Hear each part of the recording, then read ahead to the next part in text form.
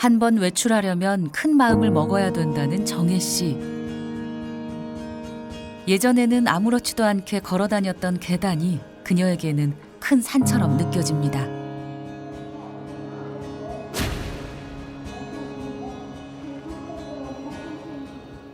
벌써부터 걱정이 한가득인데요. 마치 아기가 걸음마를 배우듯 조심스럽게 한 걸음 한 걸음 걷는 모습이 위태로워 보입니다. 많이 힘들어요. 계단 내려갈 때 마음대로 구부러져야 되는데 그래서 여기를 먼저 피게 되고 이게 여기서 자꾸 이렇게 돼요. 엉덩이가 뒤로 빠지게 되고. 인간이 느끼는 통증 수치를 보면 치통은 4.5, 출산의 고통은 8.53, 그리고 통증의 왕이라고 불리는 통풍이 9인데요. 퇴행성 관절염은 이보다 높은 9.1이나 됩니다. 그런데 통증 외에도 심각한 후유증을 일으키는데요. 퇴행성 관절염인 경우에는 직접적인 영향을 미치는 질환이 있습니다. 바로 낙상인데요.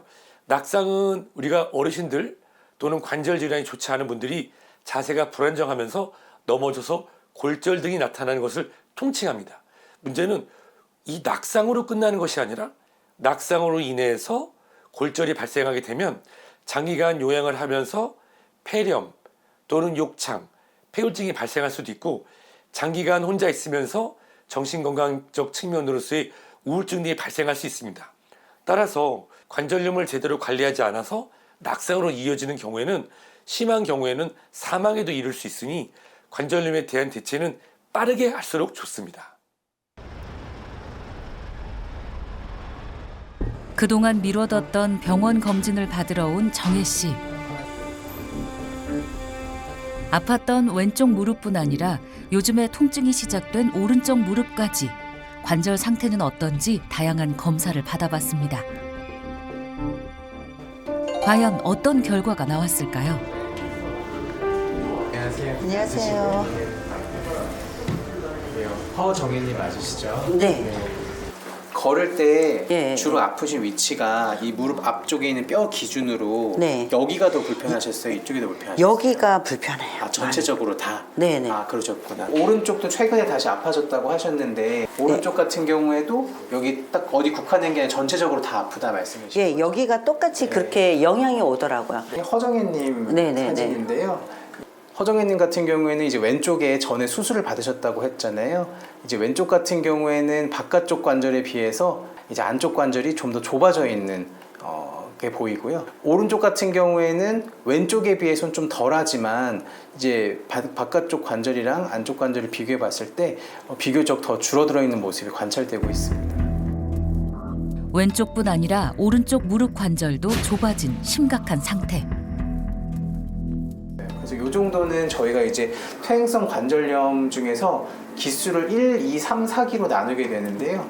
퇴행성 관절염 같은 경우에는 1기 같은 경우는 바깥쪽 관절에 비해서 안쪽 관절이 뭐 많이 좁아져 있진 않아요. 약간 좀 안 좋다 정도로 보이는데 2기서부터는 이게 비교적 점점 좁아지기 시작하고 겉에 뼈의 변형도 살짝씩 보이고 3기는 이제 확연하게 줄어들어 있으면서 주변에 골극이나 이런 뼈의 변형도 관찰이 되고 4기 같은 경우에는 바깥쪽 관절에 비해서 안쪽 관절이 확연하게 붙어있는 모습이 관찰되고 있습니다.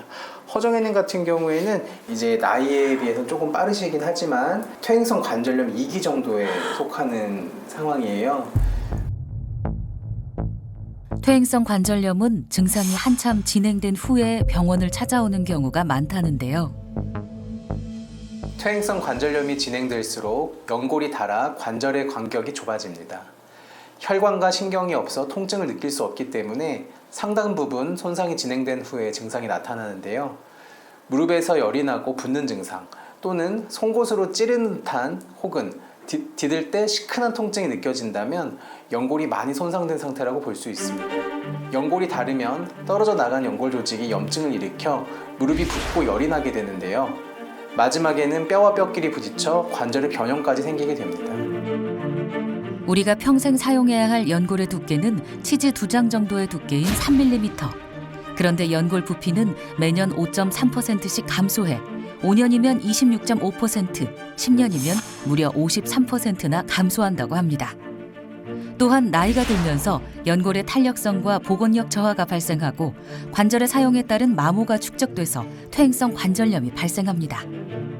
건강보험심사평가원의 통계에 따르면 퇴행성 관절염 환자는 약 430만 명, 327만 명인 부산 인구보다 훨씬 더 많은 수치로 환자 수는 매년 빠르게 증가하고 있습니다. 퇴행성 관절염 환자의 70%가 여성인 만큼 여성이 남성보다 관절염에 더욱 취약합니다. 여성은 남성보다 골반이 넓은 데 비해 양발의 간격이 좁습니다. 골반이 넓은 상태에서 양발의 간격이 좁을 경우 무릎 안쪽에 더 많은 체중이 실리게 됩니다. 게다가 여성의 연골은 남성에 비해 부피와 면적이 적고 두께도 더 얇기 때문에 옷자다리, 퇴행성 관절염으로 진행될 가능성이 높아집니다. 퇴행성 관절염의 염은 염증을 뜻하는 것입니다. 우리 관절이 염증이 진행되고 있다고 하는 것은 우리 몸 전신에도 다른 질환이 발생할 수 있다는 걸 의미하는데요. 한 연구에 따르면 퇴행성 관절염을 앓고 있는 환자를 동시에 연구해 본 결과 심장질환이나 또는 뇌신경학적 질환인 치매를 동시에 앓고 있는 경우도 발견되었다고 합니다. 인지장애를 비롯해 뇌혈관 질환, 폐질환, 심혈관 질환, 비만, 당뇨, 근감소증과 같은 합병증을 일으킬 수 있는데요. 특히나 무릎 관절염을 장기간 앓고 있는 경우에는 무릎이 건강한 사람에 비해 심장질환으로 사망할 확률이 16%나 높아진다는 연구 결과도 있습니다.